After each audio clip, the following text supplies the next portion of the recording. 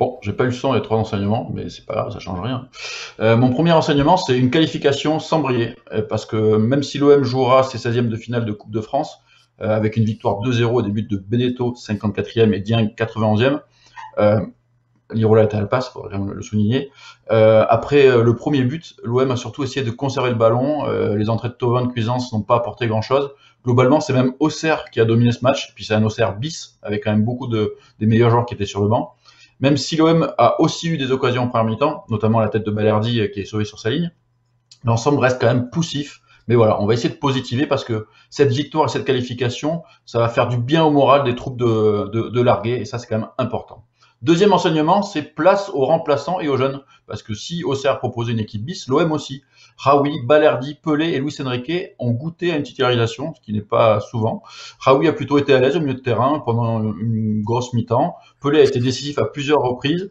Balerdi s'est montré plutôt concentré et assez présent dans les duels et à la relance. Et enfin, Luis Enrique a quand même montré sur 2-3 actions qu'il avait vraiment de la vitesse et du feu dans les jambes. Bon, alors, ça reste insuffisant, mais voilà, vu la lenteur de cette attaque, Enrique, il a au moins ça.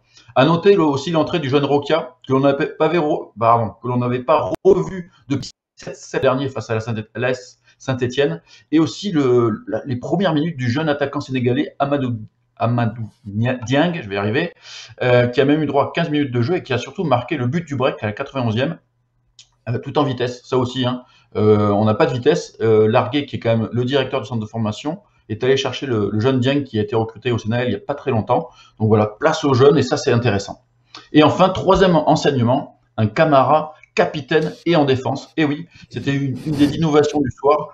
Sans Alvaro qui est blessé au genou, Nasser Largué a décidé aussi de laisser au repos Douye Kaletatsar, et donc Camara s'est retrouvé à son poste de formation en défense centrale. Le Minot a aussi récupéré le brassard de capitaine en l'absence de Mandanda, Payet et Thauvin dans le 11 de départ.